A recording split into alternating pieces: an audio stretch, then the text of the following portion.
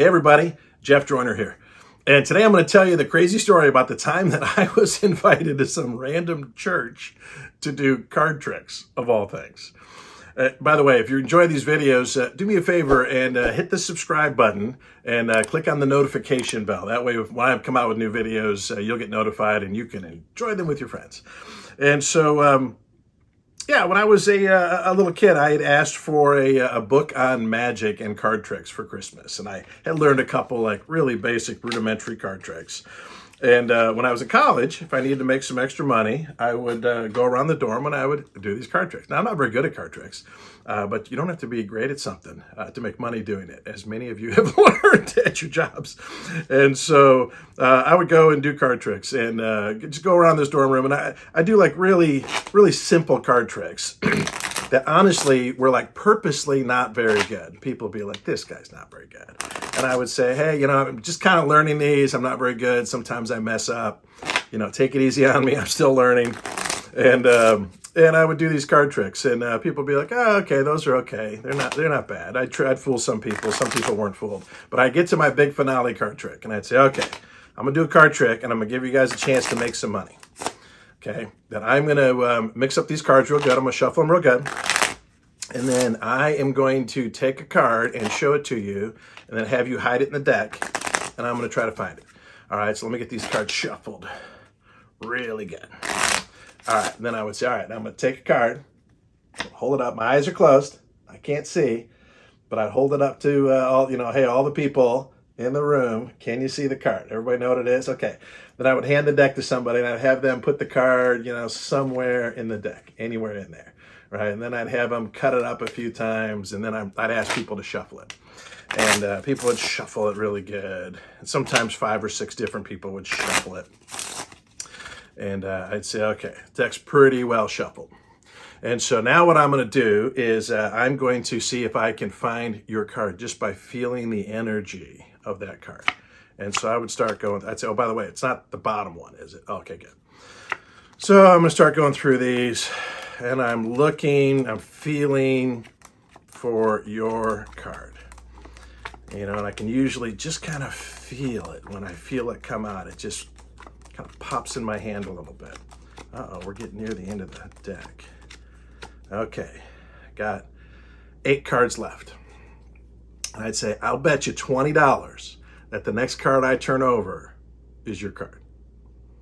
And everyone in the room would look at the cards on the table, and they'd look at me, and somebody would say, bet, I'll bet you. And I'm like, really? Okay, well, get $20, and I'd usually bring my roommate to collect the money to make sure I got paid.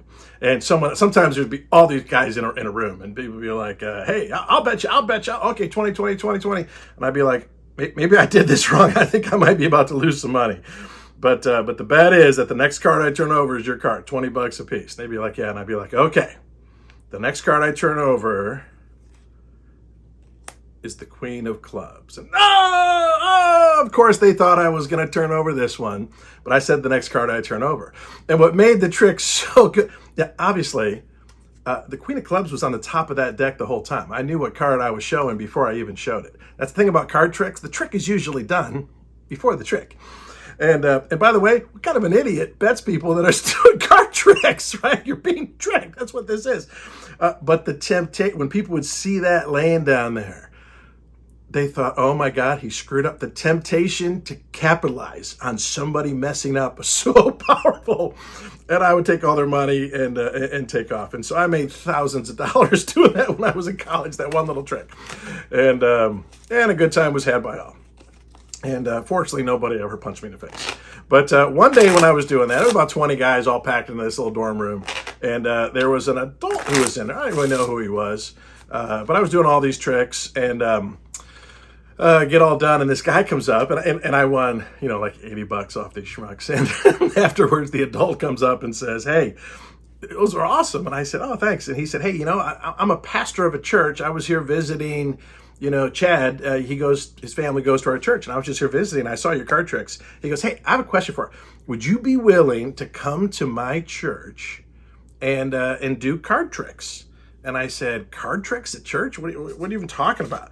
And he said, well, tomorrow I'm preaching a sermon about the devil and about how Satan is tricky, and he's always, tricking people, and he makes things look good, but he's really just a trickster. And your card tricks would be an amazing part of that. And I said, well, you probably know me well enough by now. I'm like, this sounds like an epic experience. I'll come, do some card tricks.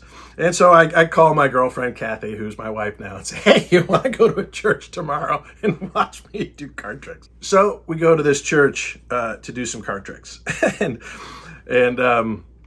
as I get in, we get there a little bit early and kind of getting some things set up for the service. And the pastor comes in and he's holding his Bible, and we meet him, and I'm so glad you came. Appreciate you coming. And I watch as he goes and he puts his Bible over on the front pew. Like that's where he sits. That's where he keeps his Bible. And I was like, I got an idea.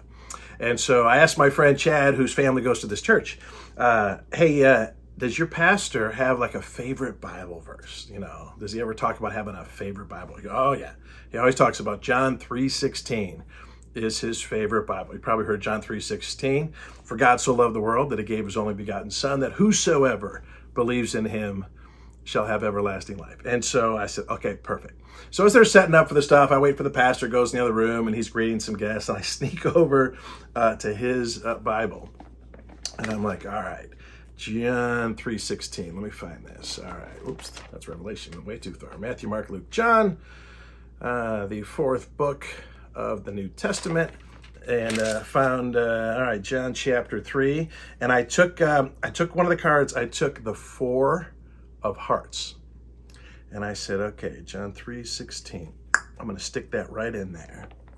And I left it sitting over there on his pew. And so they start the service and we're waiting, and the pastor says, hey, we have a special guest today that's going to be doing something unusual for this Baptist church. He's going to be doing some card tricks. And so, welcome up, Jeff Joyner. And they had a little table. And he said, why don't all the kids come up here around so they can watch? And I said, well, why the kids? And he goes, well, card tricks are for kids. You're tricking children. And I'm like, we'll see about that. So I start doing a bunch of tricks, and wow, everybody was impressed, not even the children, but the adults were too. And the pastor was just all smiles and really proud of himself that he come up with this clever way to kind of teach the lesson that day. And so as we're, I did 7 or 8 different tricks. And as I'm getting ready to wrap it up, I said, all right, I got one more trick. And I said, Pastor, I need your help for this one. And he said, okay, I'm willing to help. So I said, all right, I'm going to take the top card. It's the King of Hearts. Okay, and I'm going to put it back on top of the deck. And I'm going to see if I can change this card into a different card using the power of your mind. And I said, let me ask you a question. I said, do you have a favorite Bible verse? Don't say what it is, but do you have a favorite Bible verse? And he goes, I sure do. Every Christian should have a favorite Bible verse. And I said, okay, good. I said, I want you to think of the first word of that verse. And is that word, can it also be interpreted as a number, right? Like when Paul wrote Ephesians, and he had a verse that said, to the people of Ephesus. 2 could also be a number. Does the verse that you're thinking of in your mind, could the first word also be a number? He said, yes. I said, what is it? He said, 4. The first word is 4. I said, okay, 4. Next question. Out of the 4 suits in a deck of cards, spades, clubs, hearts, diamonds, would one of those suits kind of typify the verse that you're thinking of, right? Like if it was the story of Samson when he beat the Philistines and with a club, right? Maybe that would be clubs. Or if it was a verse about a good name is rather to be chosen than great riches. That's a proverb, and maybe diamonds would fit that. I said, are there any suits that come to mind when you think of your favorite verse? He goes, oh yeah. And I said, what? And he goes, hearts. I said, okay, so the 4 of hearts. Let me see if I can turn this top card into the 4 of hearts.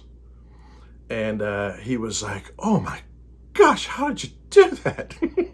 Now, you might be wondering, wait a minute. I thought the 4 of hearts was in his Bible. It is. The Four of Hearts is in his Bible. The whole trick, like I told you, tricks usually happen before the trick. The thing that he didn't know is I had 2 decks of cards. So I have at my disposal 2 Four of Hearts, 2 Ace of Spades, 2 of everything. And so this deck I had set up beforehand with 2 Four of Hearts in it. So I said, the pastor goes, wow, hey, let's give him a hand. And I go, well, that's not it. I said, Pastor, do you have a Bible? You know, your own Bible? Did you bring a Bible today? And he goes, well, of course I brought a Bible. You know, and I said, well, go get it. And so he goes and he gets his Bible. And I said, could you look up, and he still hadn't told me. You still haven't told me what your favorite verse is. You just said the Four of Hearts. I go, can you tell me now, what is the verse that you're talking about? And he says, well, it's John 3:16. And I said, okay, can you look that up in your Bible? And in front of his whole church, he's like, all right, Matthew, Mark, Luke. And there it is, sitting right at John 3:16, the Four of Hearts. And the pastor's face goes white. The blood drains from his head. And he is just standing there holding it. And he was blown away. He was, it rocked his world. And he's like, all right, let's give Mr. Joyner a hand. He was shook. And I went and sat down, and they're like, let's sing a couple more hymns, and then we're gonna have to preach my sermon. And he was like, well, I didn't expect it to go that good, because I think that really was magic. And after it was over, he was like, so how did you do that? I said, Pastor, I can't tell you how I did that. Maybe it really was magic. Maybe God delivered some tricky satanic magic to help you deliver a good message today. I don't know. But what a good memory, right? And in the bulletin that day, and I was looking for it. I have it around in the basement somewhere. In the bulletin, it was like the order of events, and it was like hymn 365, just as I am, and hymn 295, I was washed in the blood, and Jeff Joyner, sleight of hand. And so we left all the way back home that day. Had a great time tricking those people. But here is the moral of the story, you know, if there is one. It's that what makes that whole trick work is that the pastor assumed that every deck of cards only has 1 Four of Hearts. You just assume, right? You assume. Why would there be 2 of anything in this deck? And so assuming is dangerous. In this case, all it did is make him look silly during a card trick. But there are people that make assumptions all the time in life. They assume what's important to somebody they love. They assume what's going to be a crucial element in a sales call. I do a lot of selling skills training. And most salespeople just assume what's important to their customer, as opposed to asking, as opposed to finding out what's important. I think it's pivotal to relationships to not make assumptions. It's pivotal to success in life is to find out the facts and figure out the truth, and just don't assume things are the way that they've always been in the past. Hope you enjoyed that story. And if I get a chance to see if you know any card tricks, maybe you can show me, because I could always learn to use some more.